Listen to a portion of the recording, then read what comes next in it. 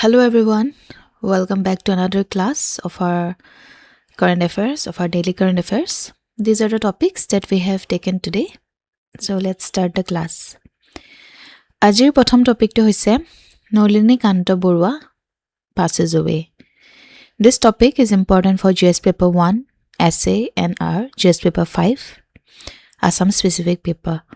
So ami newsot palo recently je eminent Assamese photographer and Bishnu Prasad Rabha Award laureate Nalini Kanta Borua passed away at Tejpur at the age of 95. His last rites were conducted with full state honor. So, amar Nalini Kanta Borua, tekhetor recently death hoise at the age of 95, Tejpurat. He was an eminent photographer of Assam. So, about him, important hoise amar exams karne. He was born in 22nd April 1931, place of birth Tejpur, Assam. By profession, he was a photographer and visual artist. He is revered as the Shutter Guru of Assam. Eto ahi jaba pare je Shutter Guru of Assam kak koa jay. So he is revered as the Shutter Guru. Try to remember this, of Assam. And his creative career spanned nearly 8 decades. 8 decades orleke teo nijor career contribute korisile. Key contributions jodi sao, elevated photography in Assam from mere documentation to visual art and social commentary. So elevated photography korisil teo Assamot from documentation to visual art and social commentary. Aro teo earliest photographer asil India and possibly the first from Northeast India to experiment with nude photography in the public and artistic context. So nude photography experiment korateo one of the earliest photographer hoy India bhitor, or possibly he was the first from Northeast to experiment with nude photography in a public and artistic context. He also broke social taboo and rigid moral framework. He introduced a bold, introspective and provocative aesthetics. So he was a bit different from that period. He was bold, introspective and provocative aesthetic teo use korisile, and he used to broke the social taboo and rigid moral frameworks of that time. So one of his nude photographs was published in mainstream newspapers, a landmark moment in Indian visual culture. Okay, so eto teo bahut contribution ase. So historical documentation jodi sao, teo Indo-China war je asile hetu samoy teo document korise Indo-China war khon with mane soldiers bilak ba army life bilak dhuniya ke capture kori pelai with his images. He documented the Indo-Chinese war. Okay, he also produced politically and socially reflective work depicting societal transition and turbulence. So society reflect korat societal transitions belak or turbulence junbilak hoy ase heblak reflect kori teo nijor workot politically and socially reflective work teo produce korisile. And cultural associations asile that were and he cultural associations form korisil. Then he was closely associated with Bishnu Prasad Rabha, Bhupen Hazarika, Homen Borgohai. তেওঁলোকৰ লগতো তেওঁ বহুত ভাল relation আছিল, closely connected আছিলে, আৰু তেওঁৰ পোৰ্ট্ৰেটে capture কৰিছিলে আমাৰ intellectual and cultural renaissance of Assam. Okay, এইটো বস্তু মনত ৰাখিব, তেওঁৰ যোনখিনি পোৰ্ট্ৰেট আছিলে সেইখিনি ধুনীয়াকৈ ক্যাপচাৰ কৰিছিল ইন্টেলেকচুৱেল আৰু কালচাৰেল ৰেনেসেন্স অফ আসাম. সেই টাইমৰ পিৰিয়ডৰ যোনবিলাক বিউটি হওক বা সেই ধুনীয়াকৈ বস্তুখিনি তেওঁৰ পোৰ্ট্ৰেটৰ থ্ৰু দি ধুনীয়াকৈ ক্যাপচাৰ কৰিছিলে, ৰিফ্লেক্ট কৰিছিলে সেই টাইমটো, অসমৰ সেই সময়খিনি. নোটেবল ৱৰ্ক যদি আমি চাওঁ, the symbol, majestic, fly and fly, no word, trust, culture, naked touch, death and birth, universal, Mising Bihu dance, happiness and Assamese girl, mother's love, struggle, togetherness. Ekhini is some of his notable important work. Okay. Awards and honors যদি চাওঁ, he received Vishnu Prasad Rabha Award, and he was also got recognition, international recognition for experimental photography. So Nalini Kanta Borua redefined photography at that time in Assam. He transformed it into a fearless medium of artistic expression. So তেওঁ এটা ডাঙৰ transformation আনিছিল সেইটো সময়ত। তেওঁ ৰিডিফাইন কৰিছিল ফটোগ্ৰাফীৰ সেই চিনাৰিঅ'টো সেইটো সময়ত, যে আমি through photography, through art, how we can transform a photograph into a fearless medium of artistic expression, cultural memory and social reflection. So আমি photography to আমি কেনেকে এটা medium বনাব পাৰো to express our artistic vision, our cultural essence and our reflection of the society. আমি কেনেকে ধুনীয়াকে express কৰিব পাৰো through photography, through creativity, Hetuk তেওঁ ধুনীয়াকে reflect কৰিছিল, portray কৰিছিলে. Okay, and he is a great example of that, and we are very proud to have such an amazing person as gem of Assam. Sadly we have lost him. So আমাৰ নিউজৰ ক্ষেত্ৰত যেহেতুকে current নিউজত আছে, আমাৰ important হৈ যায় Nalini Kant Barua. Try to remember this and the facts about him. So try to attempt this MCQ and a mains question based on this topic. So let's move on to the next topic. Sabimura to be developed as a world-class ecotourism hub. This topic is important for GS paper 1 and GS paper 3. Tripurar iconic hill and river destination Sabimura, এটা iconic hill or river destination hoy. It is being developed into a world-class ecotourism hub with an investment of rupees 60 crore supported by the Asian Development Bank, and around 35% of the project work has already been completed and the project is expected to be completed within the year. So a project to Asian Development Bank support korise, 35% work to already complete hoise aru remaining to a bosor bhitorte complete hobo. Tripurar iconic hill aru river destination Sabimura, hetu eta world class mane eta ecotourism hub hobole goi ase with investment of 60 crore.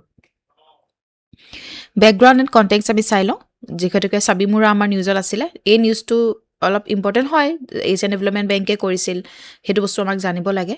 কিন্তু আমাৰ বেকগ্ৰাউণ্ডটো চাই লওঁ, যিহেতুকে সাবিমুৰা নিউজত আছে, আহি যাব পাৰে ডাইৰেক্টলি। সাবিমুৰা ক'ত আছে? Gomati river, it is located along the Gomati River in Tripura, and it is famous for ancient rock carving of Hindu deities, including a prominent relief of goddess Durga carved into steep riverbank cliff. So ancient rock carving bilak ase tar Hindu deities bilakor eta carvings or ancient rock carvings ase tate, aru amar goddess Durga ro eta prominent relief ase that is carved into the steep riverbank cliff etat carve kora ase. Okay, eto sauk eto ধৰিব পাৰিছে চাগে।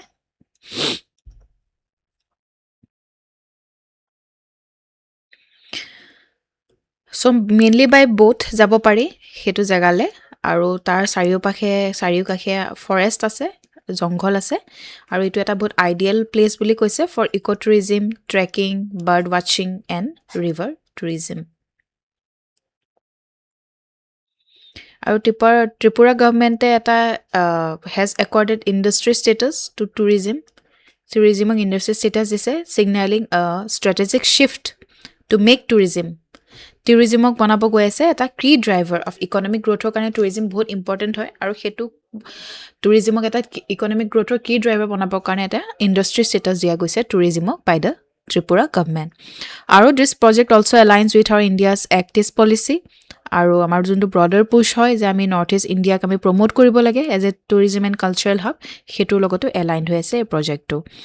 কি feature যদি আমি চাওঁ এইটো প্ৰজেক্টৰ, এটা কি হ'ব? Construction of 26 eco-friendly log huts construction হৈছে, cafeteria and visitor amenities, landscape zone and paved walkways, children play area, focus on low' impact sustainable tourism and protection of natural ecology and archaeological heritage. Low impact and sustainable টুৰিজিমক focus কৰা হৈছে আৰু natural ecology আৰু archaeological হেৰিটেজখিনি protect কৰি পেলাই কেনেকৈ আমি এটা ছাষ্টেইনেবল টুৰিজিম ক্ৰিয়েট কৰিব পাৰোঁ সেইটোৰ ওপৰত ফ'কাছ কৰা হৈছে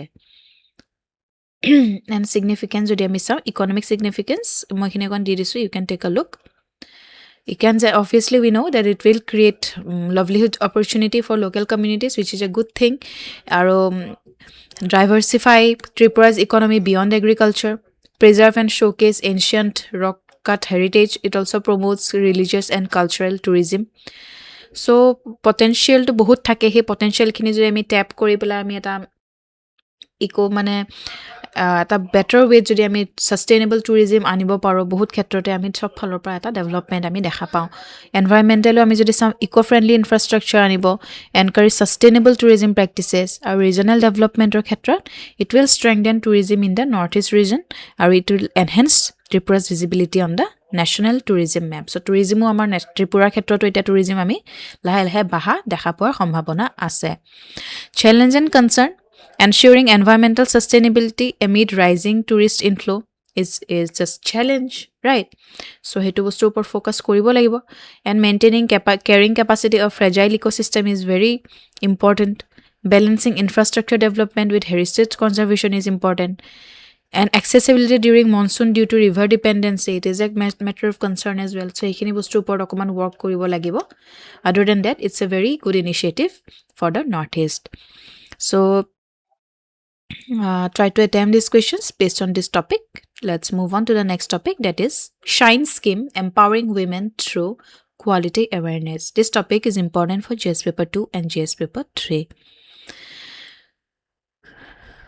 So at the 79th Foundation Day of the Bureau of Indian Standard, BIS, Union Minister launched the Shine Scheme in New Delhi on yesterday, that is January 7th, 2026. So 79th Foundation Day asile of Bureau of Indian Standard. Tate Union Minister launch korile Shine Scheme. Okay, aru a scheme to ki hoise? Scheme to main goal hoise to place women at the center of India's quality and standard ecosystem. Amar India eta quality or standard ecosystem ok women ok jate ami center rakhibo paru hetu uporte focus koribo ei scheme to. Background and context ami sai lo okoman. Shine Scheme to swar agote ami okoman BIS or sai lo. BIS is India's national standard body. Bureau of Indian Standards is a national standards body of India. It is functioning under the BIS Act 2016. Traditionally, standardization and quality certification was seen as technical and inclusive industry-centric. So, however, household safety, consumer awareness, and product quality have seen direct implications of However, household safety, consumer awareness, and product quality have direct implication for women, especially at the grassroots level. আমি এইটো চাইছোঁ traditionally কি হয় ষ্টেণ্ডাৰ্ডাইজেশ্যন and quality certification মানে এটা technical and industry চেণ্ট্ৰিক ways চোৱা গৈছিলে হাউএভাৰ household safety by consumer awareness and product quality have direct implications for women, especially at the grassroots level. So the Shine Scheme seek to bridge the gap between the standard and society, especially women-led household, self-help groups and community network. Okay. Bridge koribo Shine Scheme to a gap between the standards and society, especially women-led household and self-help groups and community networks. Shine Scheme to বিষয়ে আমি চাই লওঁ Shine stands for Standards Help Inform and Nurture Empowered Women. Standards help inform and nurture empowered women. It is a new initiative of BIS that focuses on making women aware of standards, safety, and quality, empowering women as agent of quality consciousness, and linking standards with livelihood security and consumer protection. So the goal it says women should be made aware of the standards, safety and quality, and empowering women as agent of quality consciousness and linking standards with livelihood security and consumer protection. Objective hoise To empower women with knowledge of quality, standard quality, to spread awareness about product safety and certification, to strengthen household and community level decision making, to integrate women with India's quality ecosystem. Key feature: structured training program, partnership with NGOs and self-help group, locally delivered practical awareness program. It will focus on household safety, consumer right, product quality, livelihood protection, etc. And significance of the scheme jodi ami sao, social impact jodi sao, it enhances family safety and well-being, build consumer awareness among women. Economic impact hole amis, it strengthens women-led livelihood, encourage informed participation in market of women. Governance aro standards or khetrot chale democratize the idea of standardization, or it moves BIS from a regulator only role to a people-centric role. About BIS ami okoman sai long. It is established under BIS Act 2016. Predecessor was the Indian Standard Institution, which was in 1947. Nodal Ministry, monot rakhibo, Ministry of Consumer Affairs, Food and Distribution. Ketwa ministry khetrot amar mane alopman confusion hoi jay, right? So ebu bostu okon monot rakhibo chesta koribo. Ministry of Consumer Affairs, Food and Distribution. Headquarter is in Delhi. International roles represent India in ISO and IEC. Okay, so shine scheme to monot rakhibo. Hine mainly objectives kine amar empower women, awareness about product safety certification, to strengthen household and community level decision making, and to integrate women into India's quality ecosystem. Okay, so that's it for this topic. Try to attempt these questions based on this topic. So let's move on to the next. That is global epidemiology of antimicrobial resistance. This topic is important for GS paper 2 and GS paper 3. A peer-reviewed global narrative review titled The Global Epidemiology of Antimicrobial Resistance was a Trend, Determinant and Public Health Implications was published in Curious. The study highlighted that AMR is one of the gravest global public health threat, responsible for 1.27 million direct deaths and nearly 5 million associated deaths annually, with the highest burden in low and middle income countries. So AMR, according to this peer-reviewed globally narrative review that was published in Curious, the study highlighted, a study to highlight korile the AMR is one antimicrobial drug resistance, right? Antimicrobial resistance to ki hoise eta gravest global public health threat boli koise, and it is responsible for 1.27 million direct deaths hoy, 1.27 million death hoy because of that, and nearly 5 million associated death annually hua dekha pai, with the highest burden in low and middle income countries.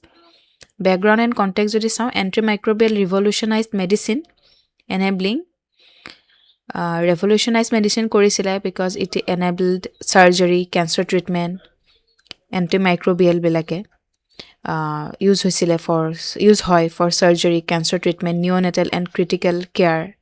কিন্তু কি হয়, overuse and misuse যদি কৰা যায় তেতিয়া কি হয়, antimicrobials বিলাকে they can accelerate antimicrobial resistance, মানে the antimicrobial resistance ana ani die. So overuse or misuse korile it's a threat. So an AMR is now comparable to or deadlier than HIV or AIDS and malaria combined. Okay, so it is very deadlier buli koise, even for more than HIV, AIDS and malaria. The issue transcends healthcare and is linked to অকল ইস্যুটো অকল healthcare লগতে থকা নাই, it is also linked to agriculture, environment, governance failure. Hence the One Health approach has become central to tackling AMR. Global burden of AMR যদি চাওঁ 2019 estimate চালে 1.27 million death হৈছে directly due to AMR, and 4.95 million death হৈছে associated with resistant infectionৰ কাৰণে, আৰু disproportionately affects sub-Saharan Africa, South Asia.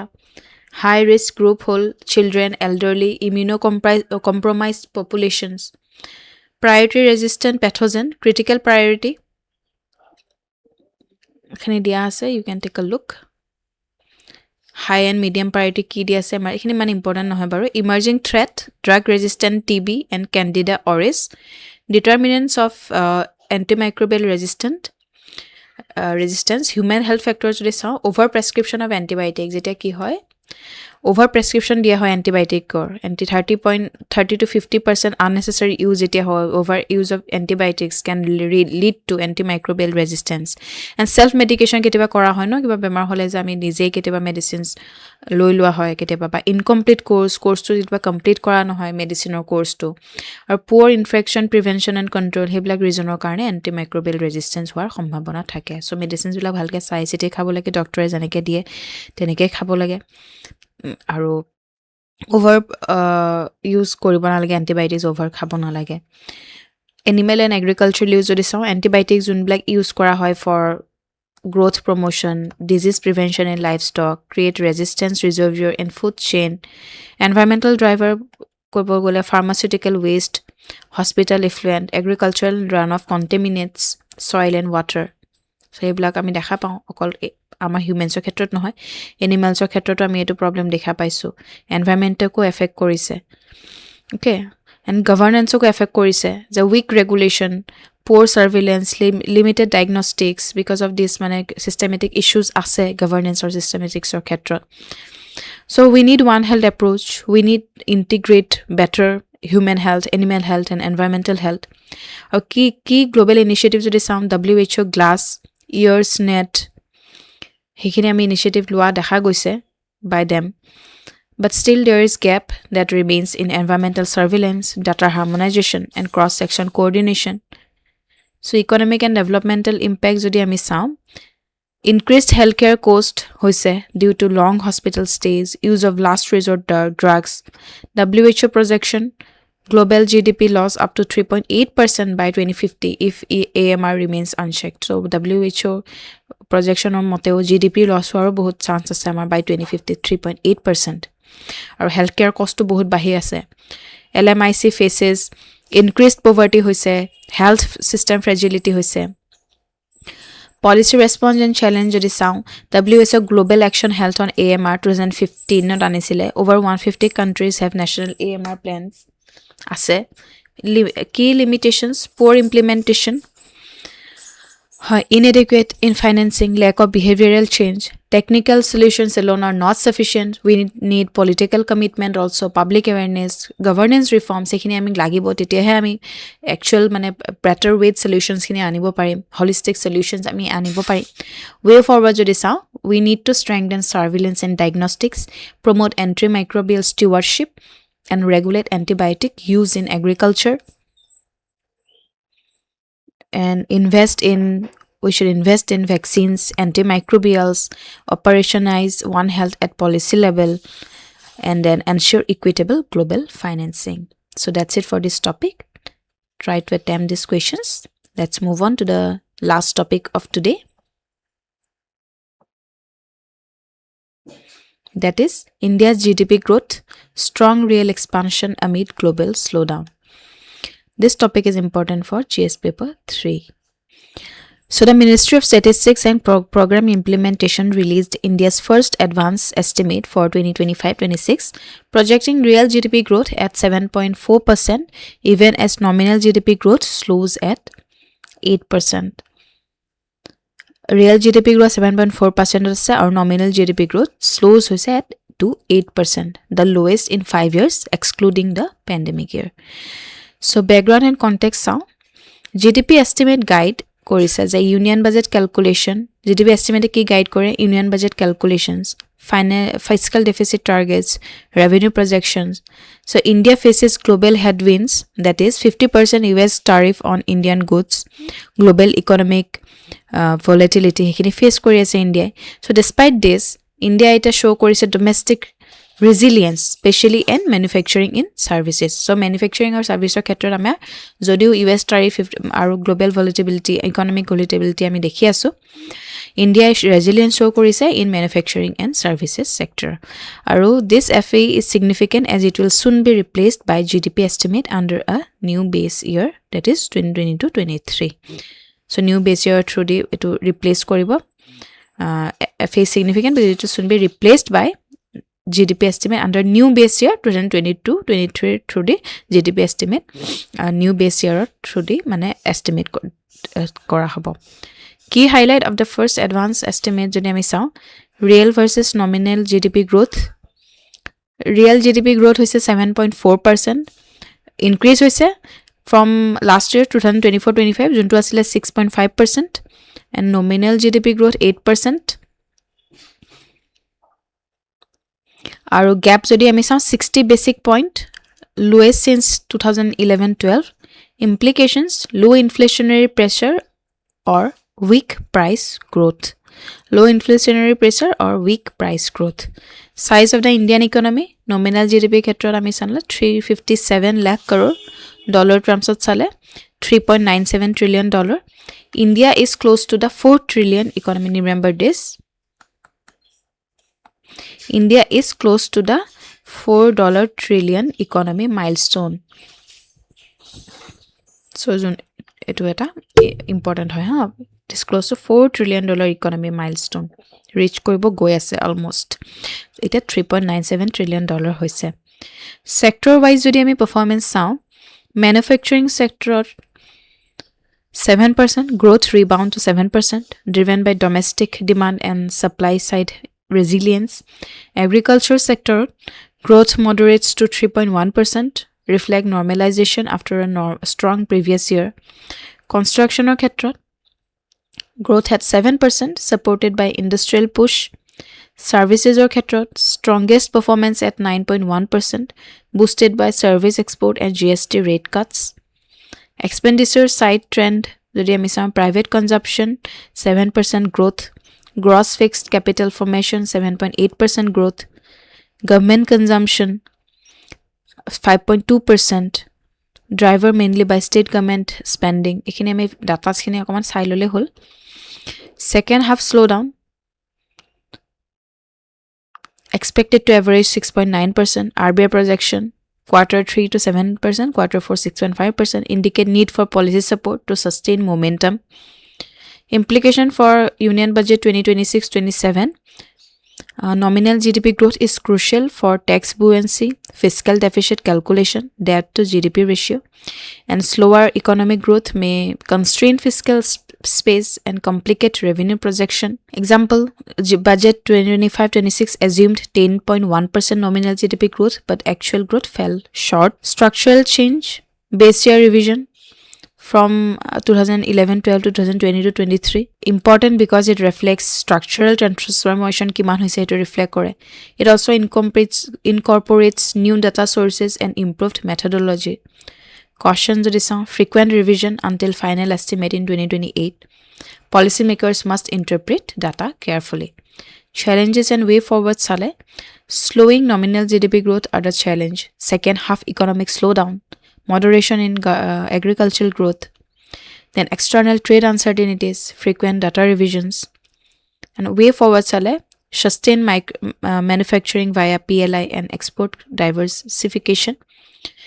We should sustain manufacturing via PLI and public link incentive and export in diversification, boost private investment through public capex, enhance agricultural productivity, maintain fiscal prudence, and use improved data for evidence-based policy making.